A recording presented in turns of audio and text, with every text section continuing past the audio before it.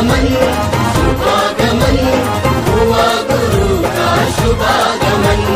सुस्वागतम सुस्वागतम भक्त कहे गुरु सुस्वागतम। बड़े भाग्य से बड़े पुण्य से मिला गुरु का चातुर्मास। बड़े भाग्य से बड़े पुण्य से मिला गुरु का चातुर्मास। वर्षा योग में धर्म की वर्षा रचेगी एक स्वर्णिम इतिहास। चलते हैं आज की गुरु भक्ति प्रारंभ करते हैं गुरु वंदना प्रार्थना के साथ। सभी लोग मिलकर प्रार्थना करेंगे। गुरुदेव गुरुदेव गुरुदेव गुरुदेव गुरुदेव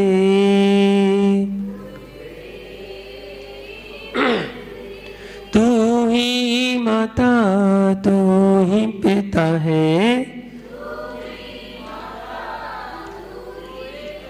तू ही माता तू ही पिता है,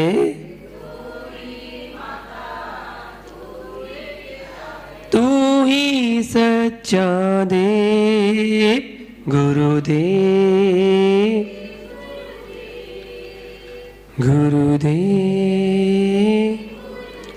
हे अंतर्यामी जग के स्वामी, हे अंतर्यामी जग के स्वामी, तेरा ही सच्चा बेस गुरुदेव।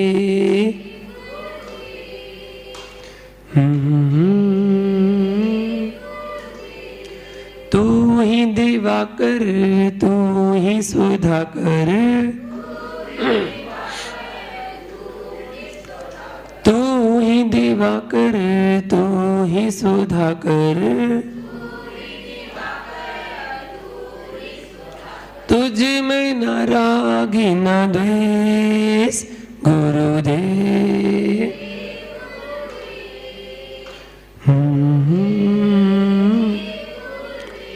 जन जन के प्यारे आँखों के तारे, जन जन के प्यारे गुरुवर हमारे, तुझ में न कोई भेद गुरुदेव गुरुदेव। गुरुवरियाना पार लगाना, गुरुवरियाना भूल न जाना, चाहे हो कोई देश गुरुदेव।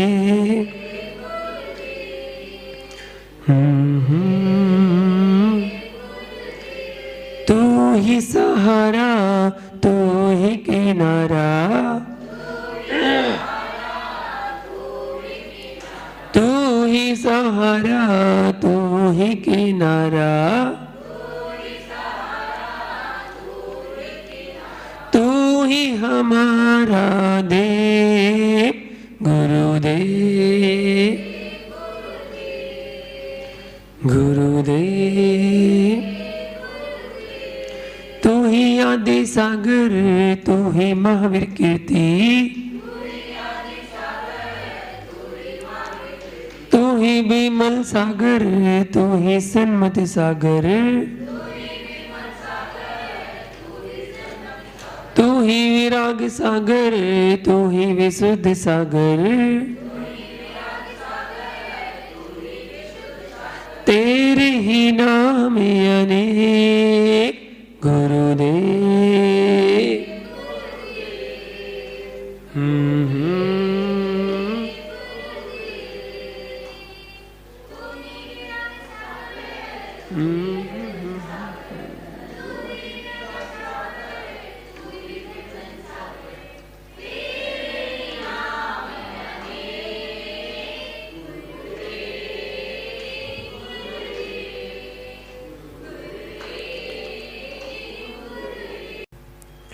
चलिए प्रतिकोण करें सभी लोग। हे भगवान, आज दिन भर में हमारे द्वारा जाने अनजाने में, हमारे मूल गुणों में, हमारे उत्तर गुणों में, हमारे कर्तव्यों में, हमारे व्रतों में जो भी अतिचार, अनाचार या दोष लगे हों, उसके लिए हम सभी प्रतिक्रमण करते हैं। हमारे द्वारा आज दिन भर में जो भी 1 इंद्रिय, 2 इंद्रिय, 3 इंद्रिय, 4 इंद्रिय, 5 इंद्रिय, जीवों की मन वचन काया से कृत कारित अनुमोदना से विराधना हो गई हो, उसके लिए हम सभी क्षमा मांगते हैं। हमारे द्वारा आज दिन भर में जो भी क्रोध किया गया हो, मान किया हो, मायाचारी की हो, लोभ किया हो, हिंसा की हो, झूठ बोला हो, चोरी की हो, कुसील किया हो, परिग्रह जोड़ा हो, सप्त व्यसन किए हो, देव शास्त्र गुरु की निंदा आलोचना की हो, किसी मुनिराज की निंदा में कोई सहयोग किया हो, मेरे द्वारा जिन धर्म की अप्रभावना हुई हो, उसके लिए हम सभी मन वचन काया से क्षमा मांगते हैं। हमारे सारे पाप मिथ्या हो। हे भगवान, आज दिन भर में हमारे द्वारा खाने में, पीने में, चलने में, फिरने में, उठने में, बैठने में, सोने में, बोलने में, घर के काम करने में, यदि किसी जीव को दुख हुआ हो, कष्ट हुआ हो, पीड़ा हुई हो, वेदना पहुंची हो, घात हुआ हो, तो उसके लिए हम सभी मन वचन काया से सभी जीवों से क्षमा मांगते हैं। सभी जीव हमें क्षमा करें, हम भी सभी जीवों को क्षमा करते हैं। तस्मिच्छामि दुक्कडम, तस्मिच्छामि दुक्कडम, तस्मिच्छामि दुक्कडम। भगवान को नमन करेंगे। हे त्रिलोकीनाथ भगवान, हे देवादिदेव भगवान, हे सर्वज्ञ प्रभु भगवान। 2.5 दीप में विराजमान 3 कमंडलों करो मुनिराजों के चरणों में हमारा बारंबार। पूज्य गुरुदेव विराग सागर जी, विश्व विद्यासागर जी को हमारा बारंबार।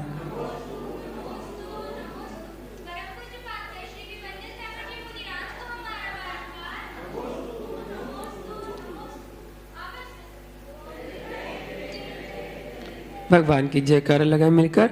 आदिनाथ भगवान की, चंदा प्रभु भगवान की, वासुभुज भगवान की, शांतिनाथ भगवान की, नेमिनाथ भगवान की, पारशनाथ भगवान की, महावीर भगवान की, गुरुवर विराग सागर जी मुनिराज की, गुरुवर विशुद्ध सागर जी मुनिराज की, अहिंसा में विश्व धर्म की।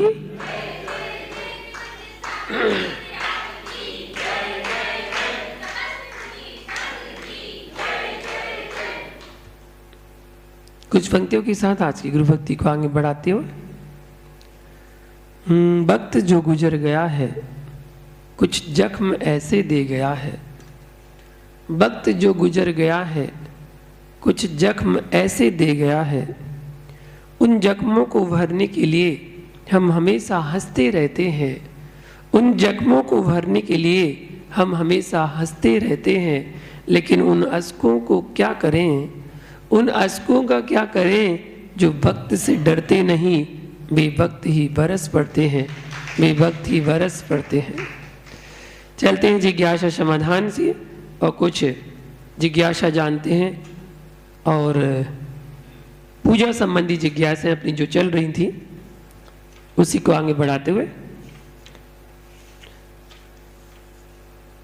अष्टद्रव होती हैं और अष्टद्रव चढ़ाने का क्रमशः फल जाना था कि कैसे कैसे हमें द्रव्य चढ़ाकर और क्या फल की प्राप्ति होती है, ऐसा वर्णन चल रहा था। आगे उसी के आगे देखते हैं कि द्रव हमेशा क्रम से चढ़ती हैं।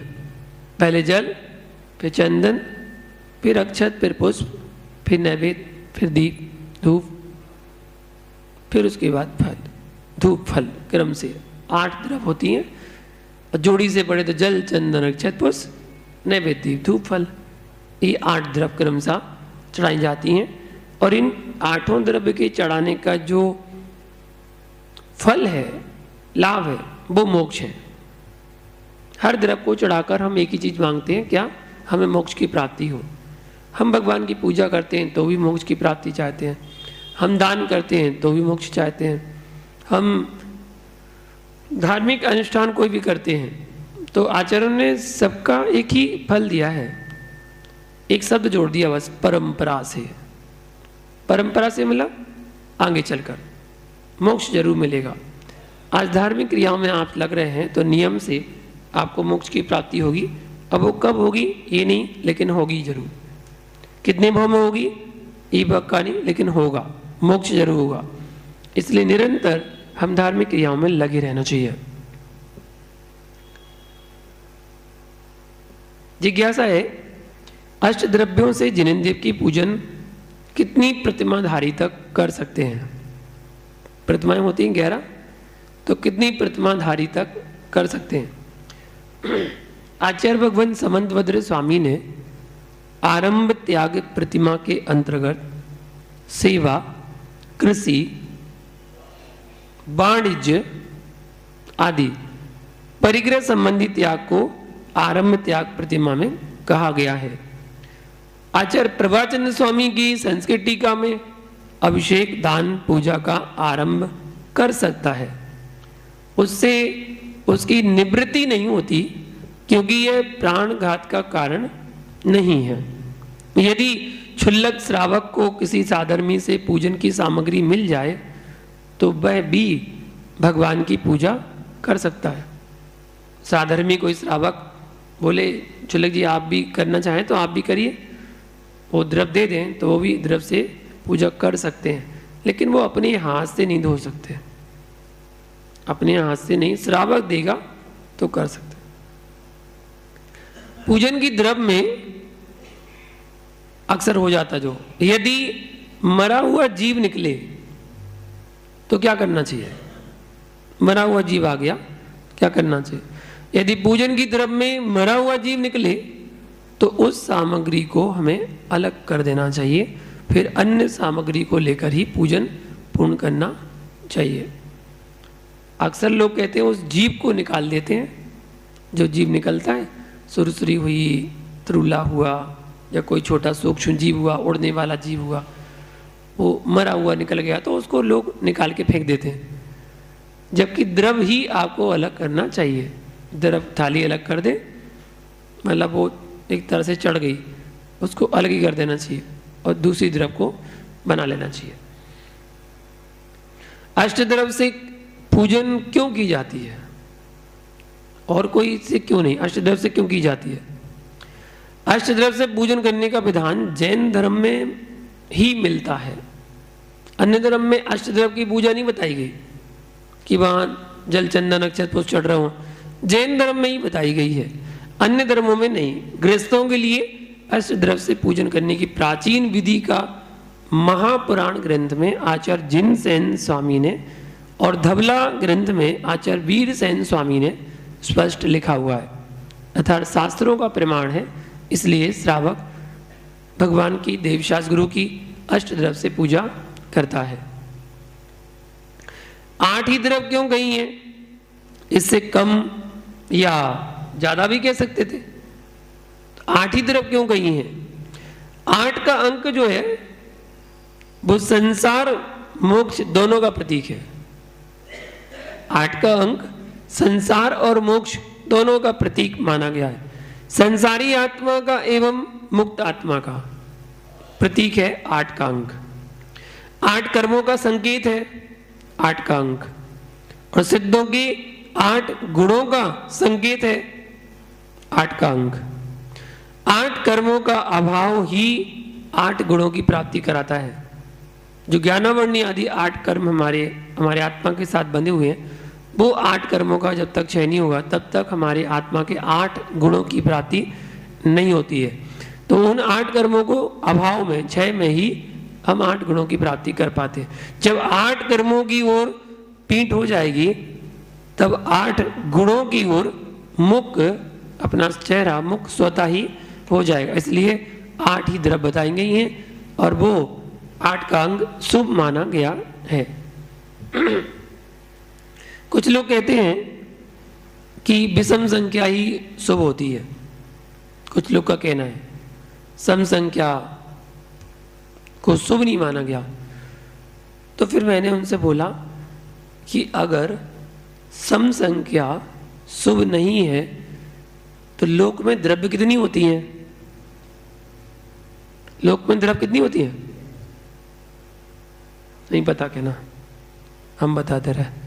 लोक में द्रव्य 6 होती हैं, जीव, पुद्गल, धर्म, अधर्म, आकाश, काल। तो इसमें तो कोई भी सम संख्या नहीं है।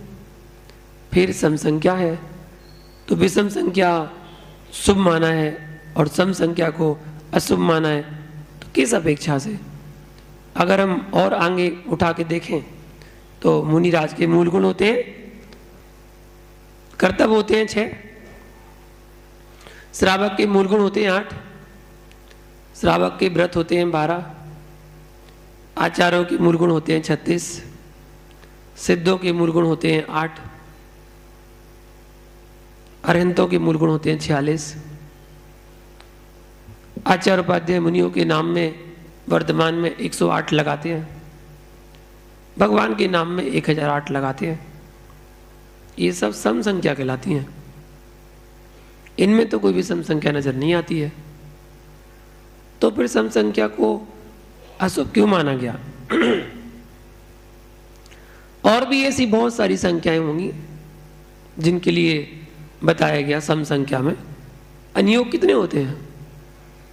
अनियोग 4 ही होते ना, 3 5 तो नहीं होते, 4 ही अनियोग होते हैं। कल्प वृक्ष कितने होते हैं? 10 ही होते हैं, 11 9 तो नहीं होते। सम संख्या है। तो ऐसा नहीं है कि सम संख्या और अशुभ संख्या, सम संख्या अशुभ है, विषम संख्या शुभ है। कुछ हमारी मान्यताएं भी होती हैं, अपनी मान्यता बना के बैठे हैं इसलिए वैसा होता है। कुछ वास्तु के अनुसार कहा गया है, बोला गया है, जैसे कि मंदिर में प्रतिमाओं की संख्या विषम संख्या में ही रखते हैं, 1 3 5 7 9 11 13 15 17 19 ऐसी संख्या में रखते हैं। तो वो प्राचीन परंपरा चली आ रही है, विषम संख्या में ही प्रतिमाओं को रखा जाता है। तो अब उसमें शुभ अशुभ का संकेत ना बोले तो अच्छा है। कोई भी वस्तु शुभ अशुभ नहीं होती है। कुल मिला के देखा जाए तो अपने जो भाव हैं, अपने विचार हैं, वो शुभ अशुभ संकेत करते हैं। इसलिए इनमें ना पढ़कर 8 के बारे में जो बताया आचार्य भगवान ने कि 8 का संख्या जो है संख्या अच्छा है। 8 कर्मों से अभाव से रहित होकर 8 गुणों की प्राप्ति के लिए 8 का अंक बताया गया और अष्टद्रव्य से पूजा करने का विधान बताया गया। पूजा किस आसन से करना चाहिए? विनय गुण का पालन किस विधि से होता है? पूजन का आसन देखिए, शास्त्रों में पद्मासन, अर्ध पद्मासन और खड्गासन, ये मुद्रा जो है पूजा का मुद्रा बताई गई है, पूजा का विधान इनमें बताया गया। यदि बैठकर पूजन कर रहे हैं तो आवाहन, स्थापन, सन्निधिकरण एवं विसर्जन खड़े होकर ही विनय पूर्वक करना चाहिए। आवाहन, किसी को अपन जब कोई अपने यहाँ मेहमान आता है तो आप अपने स्थान पर तुरंत खड़े हो जाते हैं, ये विनय कहलाती है। जब वो जाता है तो खड़े होकर आप उसको छोड़ने के लिए बाहर तक जाते हैं, ये विनय कहलाती है। जब स्कूल में पढ़ते थे, टीचर आता था तो खड़े हो जाते थे, ये विनय कहलाती, खड़े होकर हम उनका आदर करते थे। और जब कोई जाते विनय पूर्वक करना चाहिए, छोड़ने के लिए जाते हैं तो विनय पूर्वक छोड़ने के लिए खड़े होकर सम्मान देते हैं। तो जब हम पूजा का आह्वान करते हैं तो विनय पूर्वक हमें पूजा के लिए भगवान को बुलाना चाहिए। आगे बताते हैं पूजन करने वालों का मुख किस दिशा की ओर होना चाहिए। मुख तो जैसा कि पहले बताया भी था कि भगवान का मुख यदि पूरब में है तो पूजा करने वाले का उत्तर, भगवान का मुख उत्तर में है तो पूजा करने वाले का मुख पूरब की ओर हो तो अच्छा है। पूजन करने वालों को मुख पूज्य अथवा प्रतिमा जी की ओर देव शास्त्र गुरु की तरफ होना चाहिए, अथवा प्रतिमा पूर्वमुखी है तो पूजक का मुख उत्तर की ओर होना चाहिए, उत्तरमुखी। और अगर पूज्य का मुख उत्तरमुखी है तो पूजक का पूर्व की ओर होना चाहिए। ऐसा यशस तिलक चंपू ग्रंथ में भी बताया गया है। यशस तिलक चंपू ग्रंथ में उदयी मुखम स्वयं तिष्ठेत प्रांगमुख स्थाय ए जिनम पूज्याक्षणम भवे नित्य यमी वंच्यम क्रिया। ऐसा बताया कि क्रमशः पूर्व में है तो आपको उत्तर में होना चाहिए, भगवान का मुख अगर उत्तर में तो आपका पूर्व में होना चाहिए। द्रव्य की थाली एवं चढ़ाने वाली थाली किस प्रकार रखना चाहिए। लोग बिल्कुल बगल बगल में रख देते हैं, सटा के चिपका के बिल्कुल लगा के रख देते हैं। तो द्रव्य की थाली, जो द्रव्य जिसमें आप द्रव्य रखे हुए हैं वो द्रव्य की थाली ऊंचे स्थान पर एवं चढ़ाने वाली थाली को नीचे स्थान पर रखना चाहिए। जिस थाली में द्रव्य चढ़ाई जाती है वह भगवान की ओर होना चाहिए, ठीक है ना, वह भगवान की ओर। और जिस थाली में द्रव्य रखी है वह पीछे की ओर अपनी ओर रखना चाहिए। ऐसा विधान है रखने का। और ये तभी हो सकता है जब आप चौकी को खड़े में रखेंगे तो ही आप सीधी थाली रख सकते हैं। भगवान की या गुरु की मुख की ओर, जहां पर जिनको समर्पित कर रहे हैं वो उनकी तरफ रखना चाहिए। अब अक्सर ये जिज्ञासा रहती है कि हम थाली में क्या बनाएं चढ़ाते समय। तो द्रव्य चढ़ाने वाली थाली में क्या लिखना चाहिए। द्रव्य चढ़ाने वाली थाली में बीजाक्षर आदि को बिल्कुल भी नहीं लिखना चाहिए। जो भी बीजाक्षर हो उनको बिल्कुल भी नहीं लिखना चाहिए। जैसे ओम ह्रीम श्रीम क्लीम आदि ये सब बीजाक्षर कहलाते हैं, उनको नहीं लिखना चाहिए। केवल मात्र स्वस्तिक का चिन्ह हमें बनाना चाहिए। अब जब स्वस्तिक बनाते हैं तो उसके 4 अलग अलग दिशाएं निकलती हैं। एक मनुष्य गति का प्रतीक मानी गई है, एक नरक गति का, एक देव गति का और एक त्रिंज गति का। तो जो ऊपर की ओर जो लाइन जा रही है वो मनुष्य गति का और देव गति का प्रतीक है, और जो नीचे की ओर लाइन जा रही है वो नरक गति और त्रिंज गति का प्रतीक मानी गई है। ऊपर वाला जो बिंदु रखते हैं, ऊपर बिंदु बनाते हैं, तो बिंदु सिद्ध परमात्मा का प्रतीक माना गया है। सिद्ध शिला पर जो सिद्ध शिला बनाई गई है वो मोक्ष स्थली का प्रतीक बनाया जाता है। और 3 बिंदु रखी जाती हैं, जो 3 बिंदु देव शास्त्र गुरु के प्रतीक स्वरूप 3 बिंदी रखी जाती हैं। स्वस्तिक की रेखाएं 4 गति का प्रतीक मानी जाती हैं, जो चारों दिशाओं की ओर जाते हैं। अब स्वस्तिक के अंदर जो 4 बिंदु होते हैं उन चारों बिंदु में क्रमशः प्रथमान्योग, कर्णान्योग, चरणान्योग और द्रव्यान्योग इसकी कल्पना की जाती है, जो 4 बिंदु रखी जाती है। इस प्रकार थाली में बना सकते हैं। स्वस्तिक मंगलवाची का प्रतीक है, प्रत्येक मंगल कार्य में प्रयुक्त होता है। आप कोई भी मंगल कार्य करते हैं, कोई भी घर का मुहूर्त, दुकान का मुहूर्त, कोई पूजा पाठ प्रारंभ करना, कुछ भी आप प्रारंभ करते हैं तो सबसे पहले स्वस्तिक का अंक निर्मित करते हैं। पूजा भी प्रारंभ करते हैं तो हर चीज में आप चढ़ाने वाली में तो स्वस्तिक, थोनी में तो स्वस्तिक, थाली में तो स्वस्तिक, सब जगह आप स्वस्तिक का अंक बनाते हैं। आप घर की चौखट पर स्वस्तिक का चिन्ह बनाते हैं। घर की चौखट में ऊपर ओम नमः लिखेंगे, दीपावली पूजन पर लिखेंगे तो स्वस्तिक बनाएंगे। आप तिजोरी पर स्वस्तिक बनाएंगे, आप बही खाते पर स्वस्तिक बनाएंगे। वो स्वस्तिक का इतना मंगल प्रतीक माना गया है, मंगल कार्य में प्रयुक्त किया जाता है। यह हमें भेद विज्ञान की शिक्षा भी देता है। संसार से मोक्ष तक की यात्रा का संदेश हमें इसके माध्यम से मिलता है।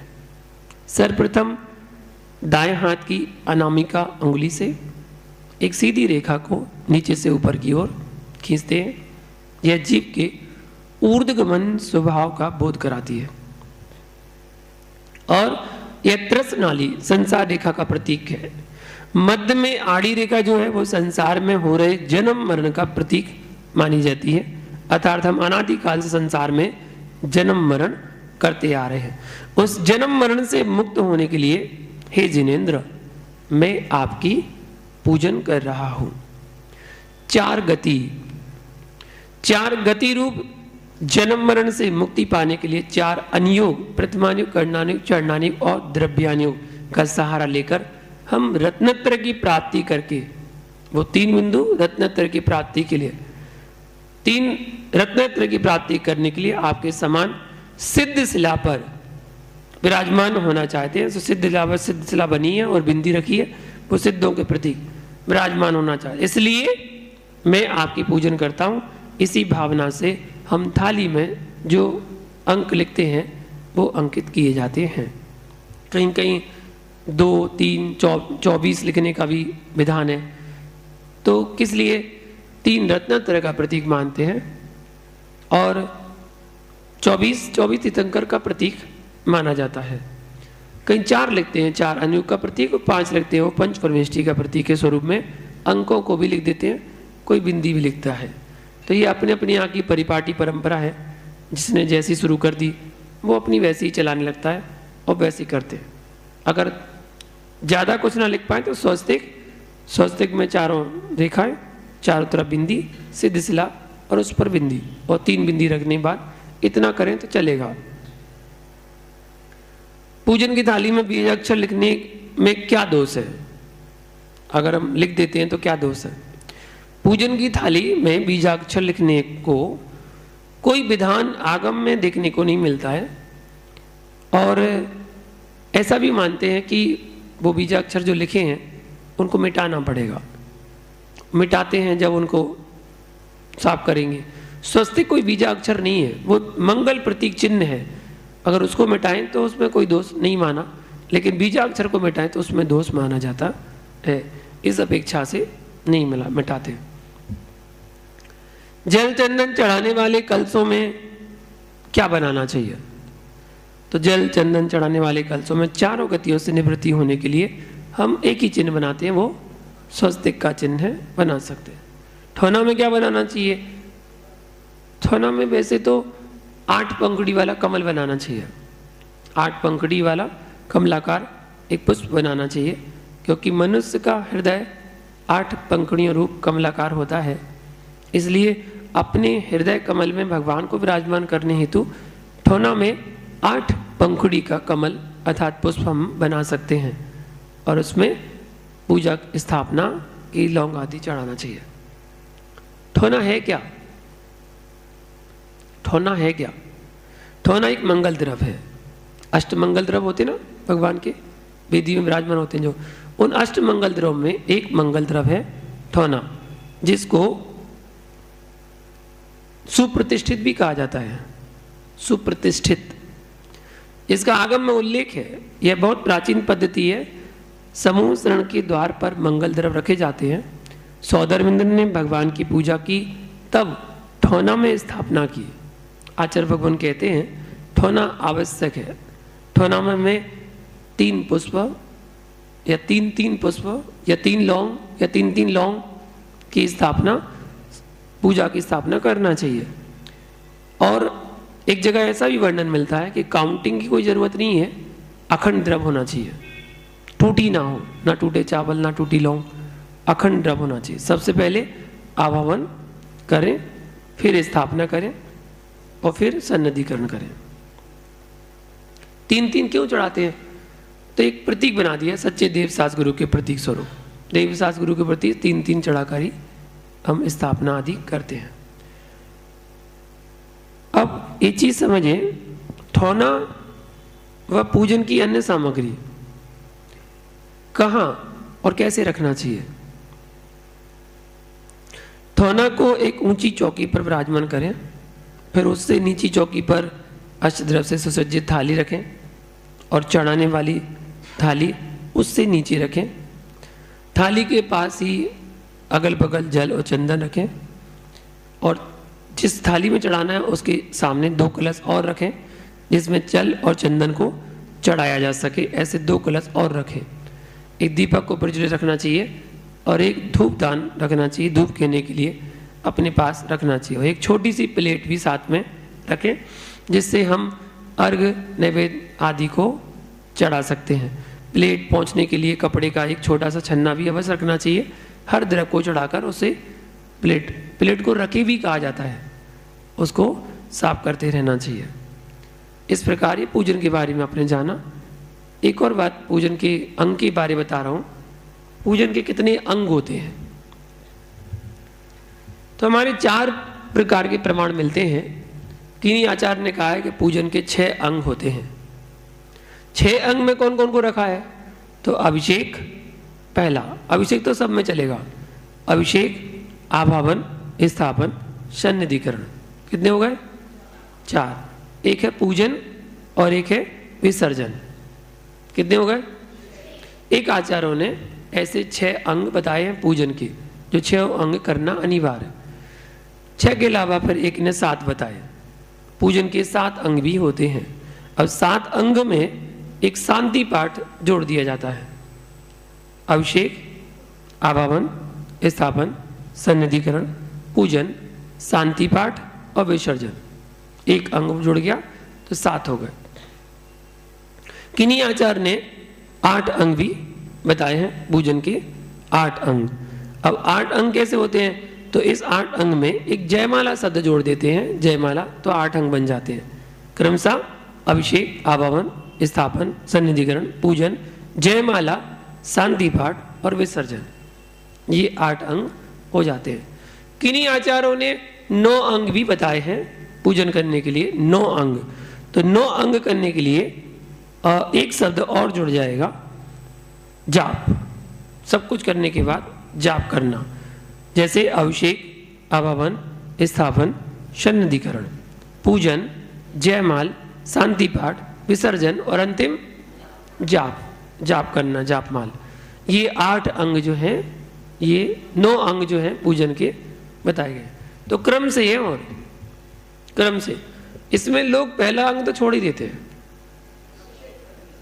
पहला अंग छोड़ देते हैं। आधे लोग करते हैं, आधे लोग नहीं करते। टाइम पे आ गए तो कर लिया, नहीं कर पाए तो नहीं कर पाए।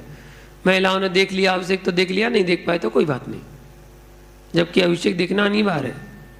अगर आप पूजा कर रहे हैं तो आपको अभिषेक देखना अनिवार्य है।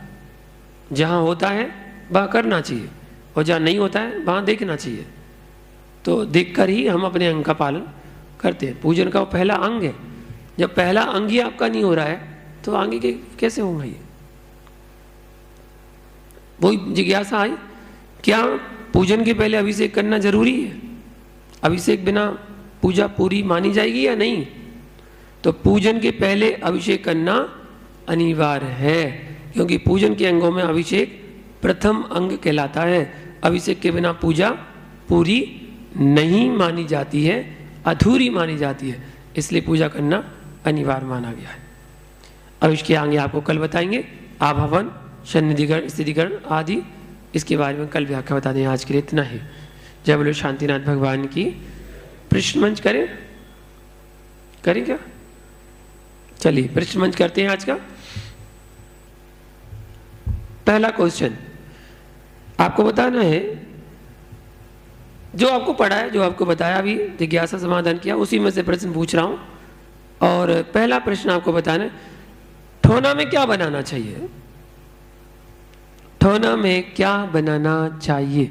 अभी अभी हमने आपको बताया है और वही चीजें हम आपसे पूछ रहे हैं और आपको उसी के बारे में बताना है।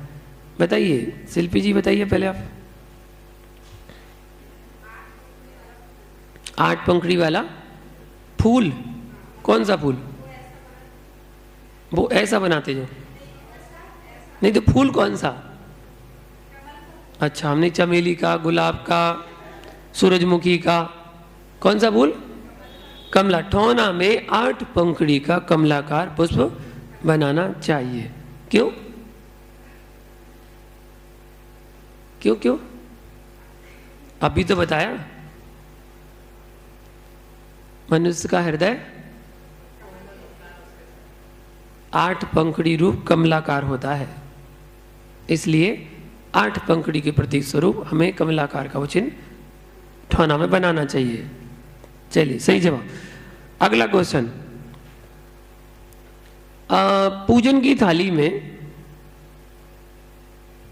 हमें कम से कम क्या बनाना चाहिए? पूजन की थाली में हमें कम से कम क्या बनाना चाहिए? चाहे एक बताओ,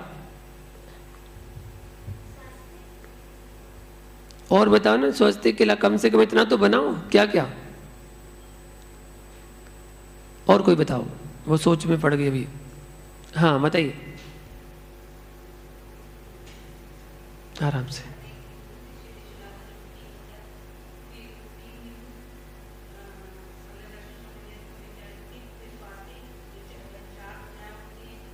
बीच का छूट गया कुछ, 1 बिंदी बना दी, 3 बिंदी बना दी, कुछ छूट गया बीच का।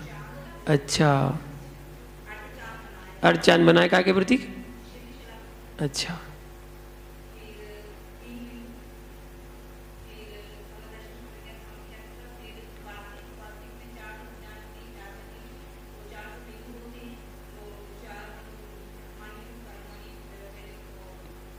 एक और नहीं होगा?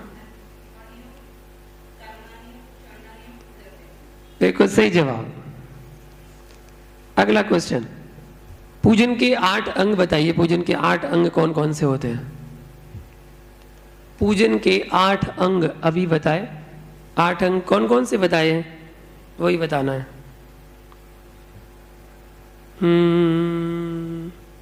बताओ क्या नियम?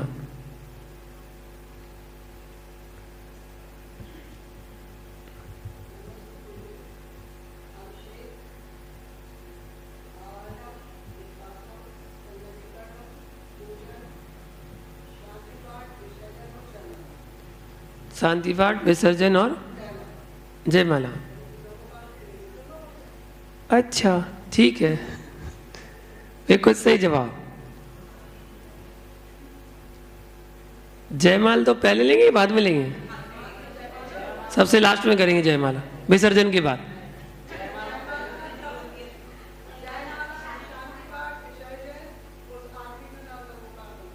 अच्छा नहीं, अभी आपने बोला ना विसर्जन के बाद जयमाला, तो हम नहीं, विसर्जन के बाद जयमाला करेंगे, ऐसा तो नहीं है?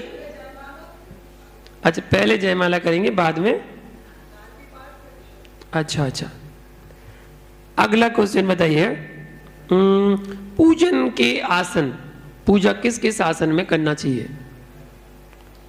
पूजा के लिए आसन, किस किस आसन में पूजा कर सकते हैं?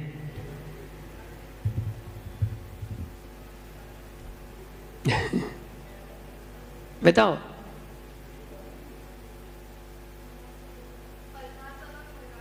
एक और 51 माला फिर होगी क्या? अरे हमने तो 3 बताए, तुम 2 क्यों बता रही हो? 3 आसन बताए हमने, अभी फिर बताना। फिर बताइए ममता जी, बताओ।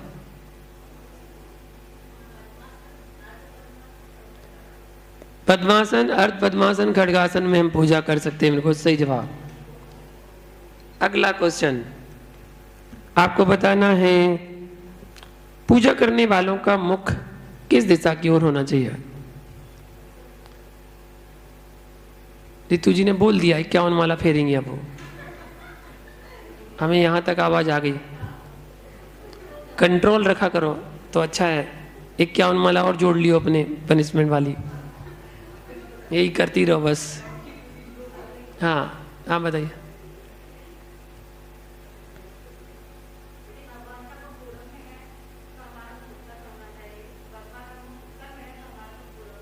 एक सही जवाब। अगला क्वेश्चन, और आप पूछ लें थोड़ा सा जीके का क्वेश्चन, ठीक है? आज कोई सर्च करने वाला नहीं है क्या? है, सर्च करने वाले हैं? अच्छा बताइए, सामान्य क्वेश्चन बिल्कुल सरल सा पूछ ले रहा हूं। सबसे कम मूल गुण किस परमेष्टि के होते हैं? सबसे कम मूल गुण किस परमेष्टि के होते हैं? डर क्यों रहे? हाथ खड़ा करो ना, जब आ रहा है तो हाथ खड़ा करो। डरते डरते डरते डरते उठा रहे हो, गलत हो जाएगा, कोई बात नहीं, उठाओ, बताओ। पीछे पीछे वाली, इतने डरते डरते क्यों हाथ उठा रहे हो? सबसे कम कौन से मूल गुण के होते हैं? याद करो। परमेष्टि 5 होते ना, तो पांचों परमेष्टि सबसे कम मूल गुण कौन से परमेष्टि के होते हैं? किसके? नहीं, अभी और दिमाग, बच्चा बेटा पढ़ाओ। किसके बेटे हो तुम? किसके बेटे हो? सिद्ध परमेष्टि के? किसके? आदेश का असली वाल? अच्छा, तुम आते क्यों नहीं गुरु भक्ति में? ओहो, हॉस्टल से आए ना। चल बता बेटा। बिल्कुल सही जवाब। कितने होते हैं? कौन बोला? 51 माला फेरी हो। उससे पूछ रहे हैं, आप बोल रही हो, आपसे तो हमने पूछा ही नहीं है। हाँ बेटा, कितने होते हैं? 8। तुम्हारी वजह से 51 माला मिल गई ना, कितना अच्छा रहा, तुम्हें बहुत पुण्य मिलेगा। तुम्हारी वजह से 51 माला फेरेंगे। बिल्कुल सही जवाब। और बोलो बीच में। नहीं, और बोलो अभी, एक बार और बोलियो अभी यार। हाँ, अच्छा, क्वेश्चन कितने हो गए? 5 ही हुए तुम्हारे। हाथ खड़ा करो जिन जिन के सही हो गए। 1 2 3 4 5 6 तो हो ही गए। अच्छा, चलो अगला क्वेश्चन पूछ रहा हूं, और अब पूछ रहा हूं जीके का क्वेश्चन, ठीक है? चलिए सर्च करना, बताना। अच्छा, मोबाइल पहले निकाल लिए। आपको बताना है, संसार में सबसे ज्यादा खजूर कहां से निर्यात होता है? मैं बोले क्या उन्होंने? सबसे ज्यादा खजूर कहां से निर्यात होता है? संध्या जी का हो गया? नहीं, इनाम आपका नहीं हुआ अभी? हो गया तो हो गया, रुक जाओ। रितु जी बताओ।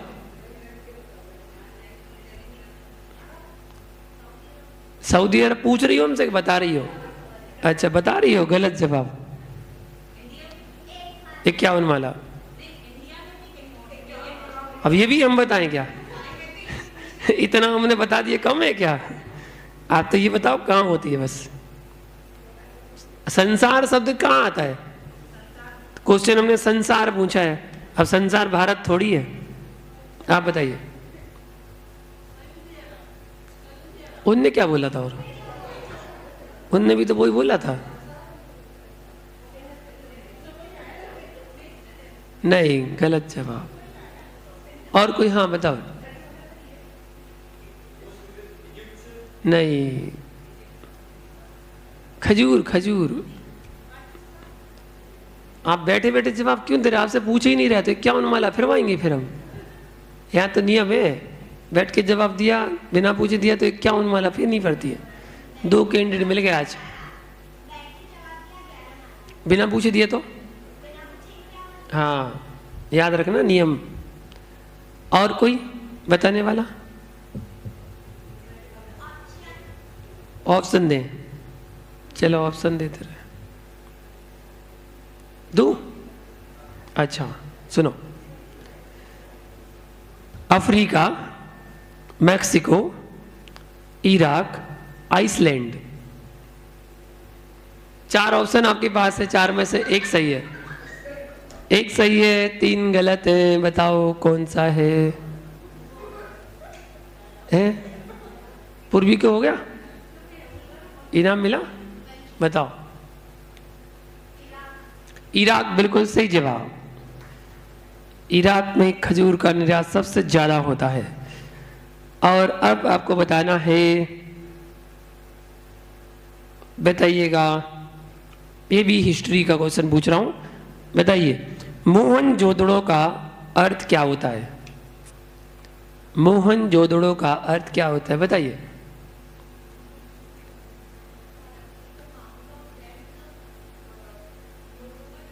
बहुत बढ़िया। मृतकों का टीला, मुर्दों का टीला, बिल्कुल सही जवाब। मोहनजोदड़ो का अर्थ है मृतकों का टीला, ये हिंदी अर्थ है। और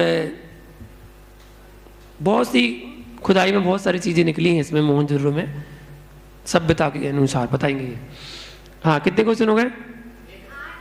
8 हो गए, 9 हो गए। अंतिम क्वेश्चन है, अंतिम क्वेश्चन आपके लिए, और आपको जवाब 8 ही हुए। अभी कह रहे 9 हो गए, अभी कह रहे 8 हुए। चलिए, एक मैथ का क्वेश्चन है और सरल सा क्वेश्चन पूछ रहा हूं, आप उसका जवाब दीजिएगा। देखिए, एक नदी है, एक नदी में पहले दिन जितने फूल हैं दूसरे दिन उसके दुगने हो जाते हैं। वह नदी 30 दिन में पूरी भर जाती है फूलों से, 30 दिन में पूरी भर जाती है। तो आधी कब भरेगी? 51 माला फेरी हो, 51 माला। अभी अभी तो बताया था 51 माला फेरेगा। ओम रीम आरम नमा की पहली बार आया। अच्छा, 1 माला फेर ली, चलो 50 माफ कर दी। नहीं, आप लोग की नहीं, आप लोग तो पुराने हो गए ना, इसलिए। हाँ, तुम्हारा गलत हो गया था अभी, बताओ। बिल्कुल सही जवाब, 29 दिन में आधी भरेगी। एक दिन में जितना हो से दुगनी हो जाती है, 29 दिन में आधी भरेगी, तभी तो 30 दिन में पूरी भरेगी। अरे ज्ञानियों, इतना सरल सा जवाब पूछा। चलिए, हो गए? एक और है। अच्छा बताइए, एक और क्वेश्चन है। जयपुर गए हो? गए हो ना? नहीं गए? ओहो, बताइए, जयपुर में एक हवा महल बना हुआ है ना? उसमें जब भी वहां से निकलो ना, चारों तरफ खिड़की खिड़की नजर आती हैं। बताओ कुल कितनी खिड़कियां उसमें? हंस क्यों रहे? सही है, ये तो जानकारी होना चाहिए ना, हिस्ट्री। जयपुर में तुमने सर्च कर लिया इतनी जल्दी? वाह भाई वाह, आजकल के बच्चे देखो कितनी जल्दी सर्च कर लेते हैं। जयपुर के हवा महल में कितनी खिड़कियां हैं? बताइए, आप ही बताइए। हाँ, 953, बिल्कुल सही जवाब। जल्दी सर्च कर लिया ना। चलिए, और उनके यहाँ से कोई आया? पारस के यहाँ से कोई नहीं आया? तो फिर इनाम किसकी तरफ से आए हैं? लो दीदी, इनकी तरफ से दो। जैन, पवन जैन, पारस जैन परिवार की तरफ से बांटे जा रहे हैं। वो नहीं आ पाए, लेकिन उनकी तरफ से पुरस्कार बांटे जा रहे हैं। इधर देखते जाओ, बस हटते जाओ।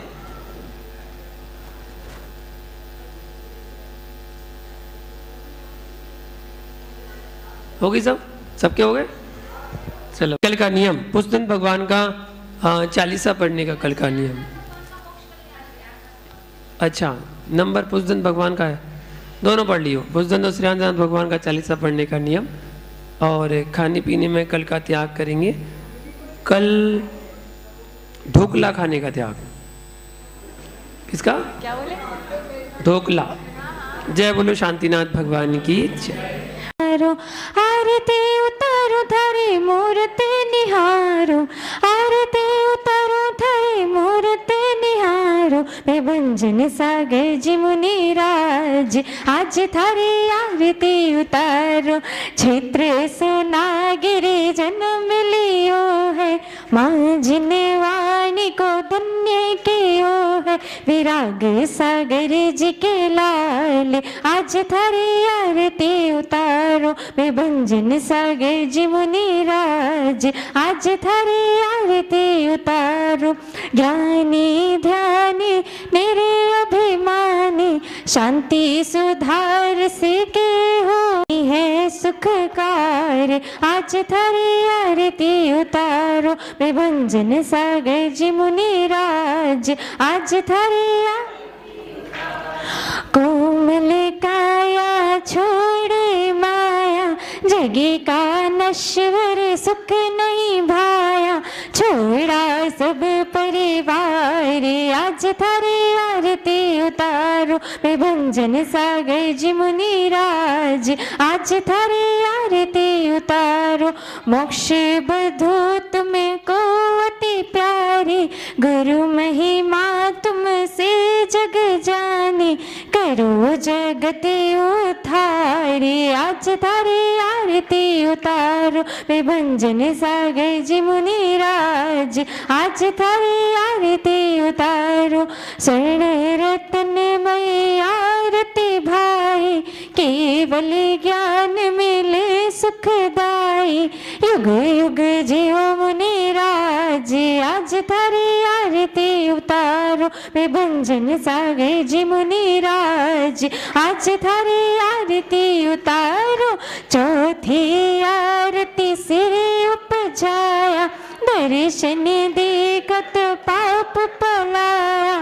पांचवी आरती साध तिहारी कुमति विनाशन शिव अधिकारी। शरण में ले लो मुनिराज।